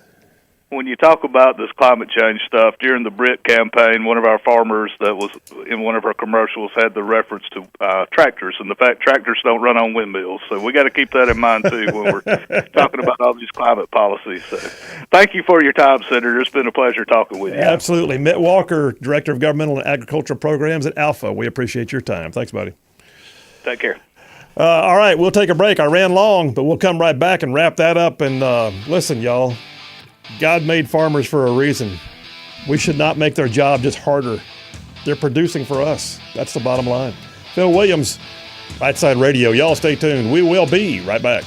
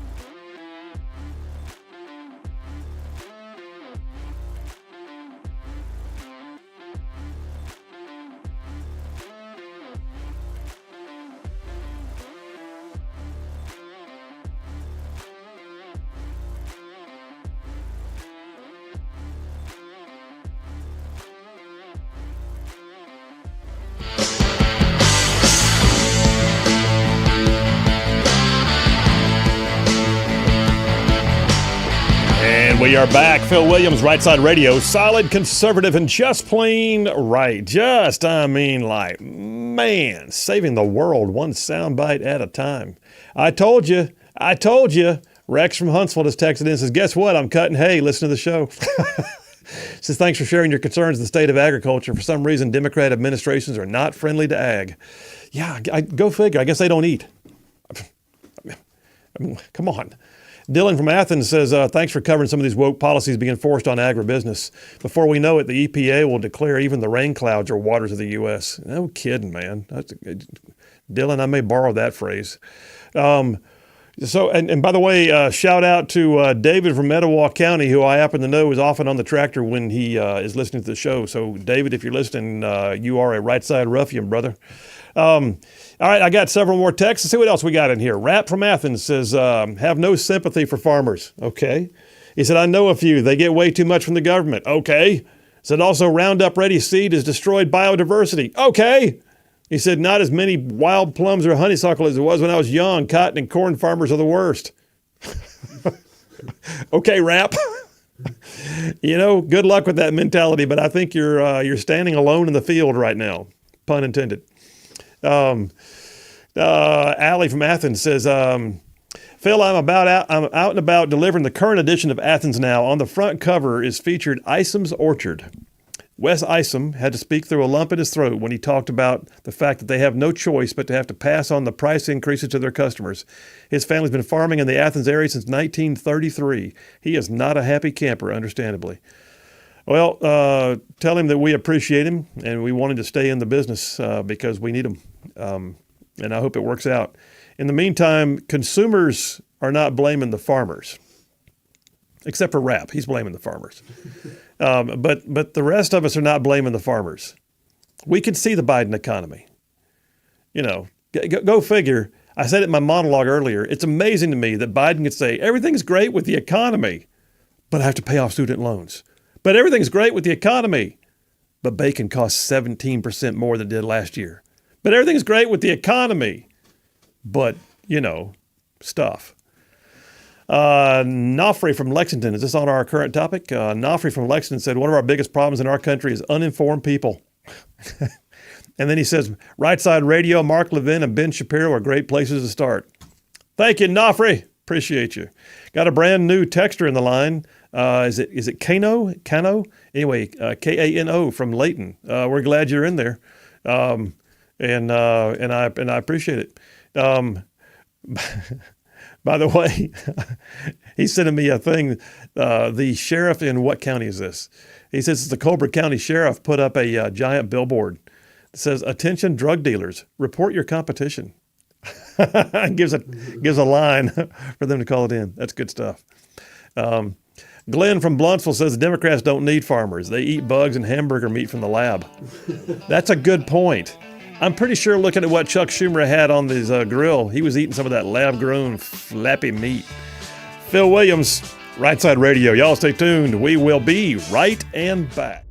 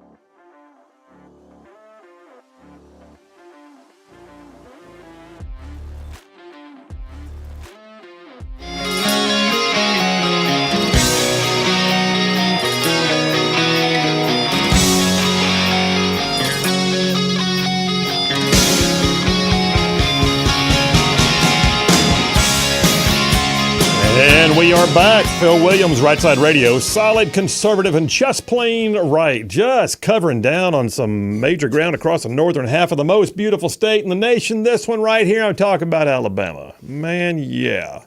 I mean to say this show goes way down south of Birmingham and up north of Huntsville and Tuscaloosa, back to gas in parts of Georgia, Tennessee, and Mississippi. All thrown in just for good measure. Hey, before I go any further, I got to remind you guys again about our newest sponsor, Inspire Advisors. Inspire Advisors. Look, this is a big deal, y'all. I'm going to tell you about something big here, and then I'm going to give you something free. You ready? So, in the whole vein of the fact that this is a crazy world, here you are working hard to plan for your future, right? And also stand up for your beliefs, because that's the kind of audience we have. What if you found out, though, that in the middle of doing all that your investments were going to things that are absolutely contrary to what you say you believe in? Well, maybe it's time for you to meet Paul Breyer and his team of PhDs and financial experts at Inspire Advisors. Look, y'all, I'm talking about financial planning that considers who you are and what you believe in. These are like solid local experts using biblically responsible investing techniques, data-driven strategies to maximize your return. And they're doing it in a way that has a real impact on your bottom line and the world in which we live. So this is what I call financial freedom. Here's the free thing. You ready? You might want to check and see what's in your portfolio. You might not be pleased. So how about you go get a free impact report at their website, www.moneypatternwealth.com. That's Inspire Advisors at www.moneypatternwealth.com. Free impact report. You can also, by the way, find them on our website, rightsideradio.org. We list all our sponsors on the sponsors tab. And there's just click on their logo and go right to their website. Inspire Advisors at moneypatternwealth.com. This is conservative, godly, it's balanced, it's financial freedom. I'd say check them out. All right, I am in towards the end of the show here, but I got some text messages that I got to jump on in on. Got a brand new texter in the line. Tell us who you are and where you're from. Says, hooray for Louisiana, the 10 Commandments. How long will this take in Alabama? We're going to be behind the power curve on this one, but we'll get there only because I think we've been burned in the past because of the Roy Moore stuff. We got a sort of a bad taste in our mouth when it comes to posting the 10 Commandments, which we shouldn't have, but it's still there. Anyway, he said, ask why crime is higher when kids don't learn the respect for right order and decency in the absence of this ethical foundation of all society. All right, well, come on in and tell us who your name is, what your name is, and where you're from. We'll add you to the list. JT Lacey Springs says, when the farmer hater quits eating, quits wearing anything cotton, quits buying anything with soybean insulation, and starts surviving on tree bark and grass, then you can complain about farmers. Rap, you have been called out, man. Steve from Madison, maybe you can explain to the listeners what Trump did before the pandemic to keep inflation low and what Biden did after the pandemic that made inflation explode. That's a whole dipper, dude. But I'm going to tell you right now, I could. And I have before. It's absolutely contrary to Economics 101, the way in which the Biden administration overregulates the economy or the economic generators, floods the economy with free money, and then also limits production capability. So now you have more money, less goods, which creates inflation, which creates hyperinflation. And then gerrymanders the interest rates, trying to bring interest rates down. And it just, all said and done, Biden is a wrecking ball on the economy. And it's from a variety of different angles. Trump did just the opposite. Trump generated tax cuts to free up capital so that people could put people back to work. Trump did other things like made sure we were energy independent, which drove the cost of energy down, which then has the trickle-down effect of having good impacts on things like farming and driving around and the shipping of goods and all that. Trump also got our trade relations into place where they were in a much better state so that parts we needed from overseas came here at a cheaper price, and then we exported out and made people money. All said and done, Trump was a businessman and he acted like one in the White House, and it worked. James from St. Clair County says, what are you saying? He said, if you're going to tell you right now, post the 10 Commandments, then when are y'all going to remember the fourth commandment? Okay. I don't know what you're saying to me right now, James, because you're voice texting or something and it is not working, but try again, man. Chris from Huntsville is the brand new texter. So plug that in if you don't mind, brother. Oh, you already did? I did. Okay, great. You can change the acronym HSV to Huntsville, though, because he's not Chris HSV. He's Chris Huntsville. Gotcha. Dylan from Athens says, where'd we go here? He says, I get to enjoy the show every day of the week unless it's raining. And he shows, awesome. Did you see that? Awesome picture of him in his tractor. Yeah, that's very cool. Pretty cool. The view he gets, man. I love your office. Just saying, I'm going to come to work with you. Brad from Laredo, Tennessee says the one thing I hear most out of Democrats is it's not the government, it's not the producers, it's the middleman. Somehow they think that the middleman, whoever that may be, is sticking it to the average customer. Government policies don't even enter their brain when it comes to the thought of why they pay so much for things. Yeah, okay. Tell you what. Go find me the name of that middleman and tell me how that worked out. Well, it's the shipping and receivers who are making things more expensive. No, it's not. No, it's not. It's not the middleman. It's not the business development guy who buys the goods they put into the supermarket. It's not. It's the entire economy being just ransacked by the Biden administration's whole of government approach. Jerry from Decatur says the war on food ultimately ends up on being the war for food. Oh, wow. Let me read that again. The war on food ultimately ends up war for food. Man. Okay. Airborne, Jerry. That's a bumper sticker. You know it? That's absolutely a bumper sticker. The war on food becomes the war for food. Okay. Yeah. That's right. In the zombie apocalypse, you're fighting over that Twinkie. Let me just tell you right now. Just saying. All right, I tell you what, I'm gonna unpack a little. You guys want to text in or call in? You're welcome to it. We got a little bit more time for that. But let me just jump on this third dipper that I was going to touch on. I don't know that I can do it true justice, but I think that one of the things that is most disturbing about Biden foreign policy is that there's not any. Biden foreign policy is, I don't know, what do you want to do today? I don't know, stick your finger in the air. Where's the waves of political sentiment? I don't know. What are we going to do? I don't know. I don't know that there is a cohesive plan for foreign policy in the Biden administration. It is the most happenstance, hit and miss, straddle the fence. Like if we look back and we find the Bush doctrine, you know, or if we find like Trump, go ahead and say it. You may not like the word MAGA, but it means make America great again. He had an America first policy. I don't know what Biden's policy could be summed up as except jackassery. So in the future, when the history books are written and they look back and go, and then there was the Biden doctrine, which is commonly referred to as jackassery. I mean, that's where I see it. But right now, what he's doing with Israel is a classic example. Israel has been one of our long-standing allies for decades. 1948, the very first nation to recognize Israel's sovereignty as a nation was the United States. And oh, by the way, the very first state within the first nation was Alabama. We recognized Israel as a state even before the U.S. recognized them overall as a nation. We were first in line, and I'm proud of that. And they have been an ally, and we have been their ally ever since. And I would say that the relationship right now between the United States and Israel is the most tense it has ever been. We are watching right now the unraveling of a long-standing good relationship. So much so, and I've never seen this before, so much so that Bibi Netanyahu, the prime minister of Israel, actually issued a video the other day where he called out the president of the United States and chided the Biden administration for what he said was a policy now of slow-rolling arms shipments to Israel.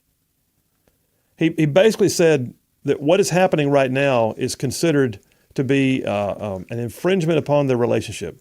Netanyahu publicly claimed the Biden administration was, quote, withholding weapons in a video that he posted to Twitter on Tuesday, claiming that Secretary of State Antony Blinken assured me the administration was working day and night to remove these bottlenecks.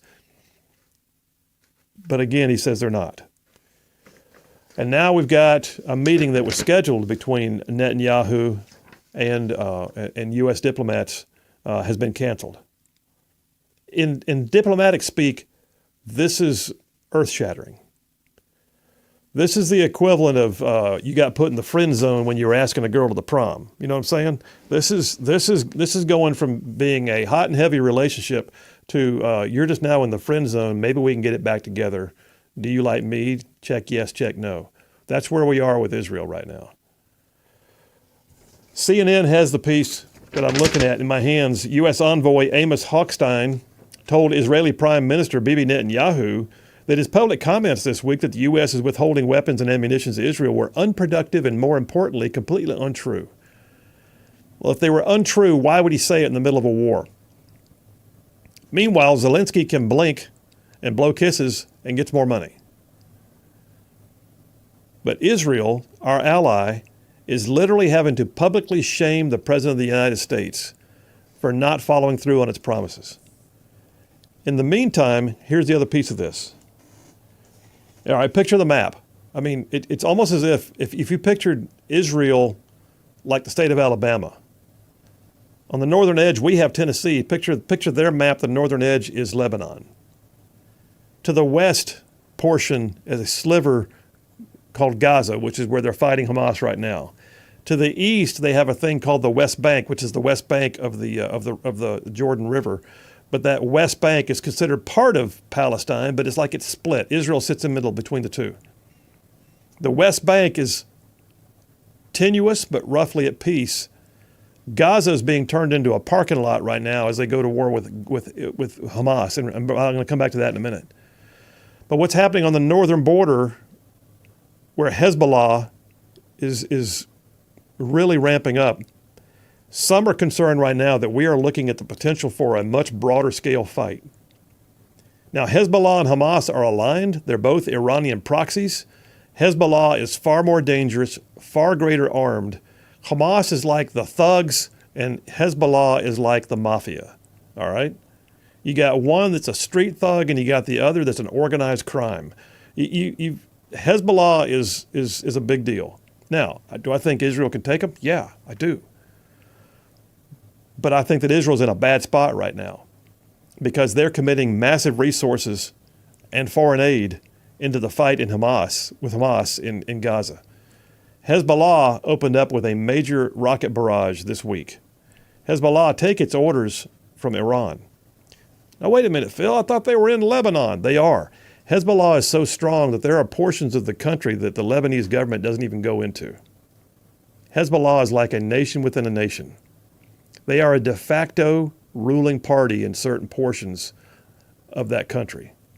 They control territory, they control whole towns, they control border regions, and they control the people in certain parts of Lebanon. Lebanon has no control over Hezbollah. In fact, I would say that in probably many ways they're in bed together, but Hezbollah is considered to be a nation within a nation in Lebanon. And they have ramped up. Story here on the AP says that Lebanon's Hezbollah has new weapons and intelligence capabilities that could help it target more critical positions deeper inside of Israel. And we're looking at the potential for a months-long cross-border conflict ramping up right now. It was a threat that was issued just this week. As I go to break, I'll tell you. Hezbollah's top commander says we have new weapons, and I won't say what they are. But he says they intend to use them and they have 100,000 fighters ready to go to war. It's a big deal. And it's Israel fighting it. Phil Williams, Rightside Radio. Y'all stay tuned. We will be right back.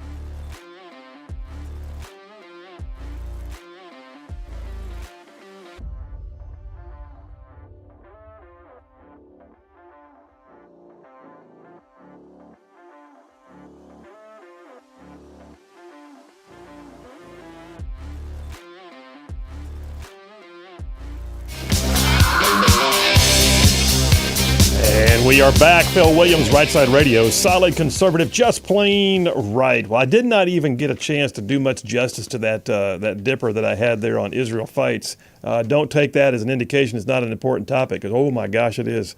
But Hamas is gloating about the October 7th attacks, New York Post, Dateline yesterday. But Israel is also warning of an all-out war with Hezbollah. So Israel warned about the prospects of an all-out war in Lebanon after Hezbollah militants published disturbing drone footage threatening the Jewish state. And then on top of that, story here from AmericanMilitaryNews.com. Dateline yesterday says the Israeli military has finalized a plan for a military offensive across its northern border with Lebanon, raising the risk of an expanding regional conflict. Keep your eye on this. It has both physical, geopolitical, and even biblical perspectives attached to it. So big doings, y'all. And here we are with Biden at the helm, souring one of our best relationships in the Middle East. Keep in mind, under Trump, we had the Abraham Accords, and things were going better than they'd ever gone. We moved the embassy to Jerusalem. We had forged a relationship. We had an anchor in the Middle East, and now we're sitting here just ruining that relationship in favor of what? Hamas tunnel diggers. So yeah. John from Huntsville sent the grades in. He says Phil and Big Rig are today's Turbo Thursday co-winners with an A++. By the way, Big Rig would have been today's solo champion, but Phil technically found a way to get all three dippers in, which left me with no choice except to change the text that I was typing and declare him a co-champion. I should have hit the Turbo Thursday one. Jeff from Indiana says the problem is, Phil, that the Israelis have pulled too many punches, in my opinion. Whenever they're attacked, they should completely devastate their opponents, and then the wars would stop. Well, brother, be that as it may, I think they're doing that now. And they've usually pulled their punches because of world sentiment. Oh, wait, don't hit back too hard. And that's why they're flattening Gaza right now. JT Lacey Springs says, talking about farming, says, I tend bees, among other things. Sometimes they need supplemental foods like sugar. And when Biden took office, sugar was $8 for 25 pounds. It is now over $20. Good Lord. Good Lord. And the man's got some beehives. I'm looking at them. A lot of bees. Yeah. Look at that hay in the field and beehives. Man, this is awesome. All right. And and then Rat from Athens came in again. He goes, to clear up a few things, the man trying to make a living raising cattle or pigs and the ones at the farmers markets, I got all the love in the world for them, but they are not the government money like the cotton and corn soybeans get. Okay. All right, Rap. Don't try and crawfish on it now, brother. You dug your hole. You dug your hole. Jeff from Huntsville says, have you heard about the mandatory corporate import compliance reporting? Okay, Jeff, I have no idea where you are right now. You just totally took me down a rabbit trail that I'm not even on. But thank you, brother. All right, listen, it's an amazing, amazing day. We got good doings laid on. Tomorrow I got some good stuff happening. Pretty sure we're going to have some Butters and Lee. I'm expecting to see some Moms for Liberty. And oh, yeah, more goodness, solid, conservative, and just plain right. You guys have an amazing night. We'll see you tomorrow.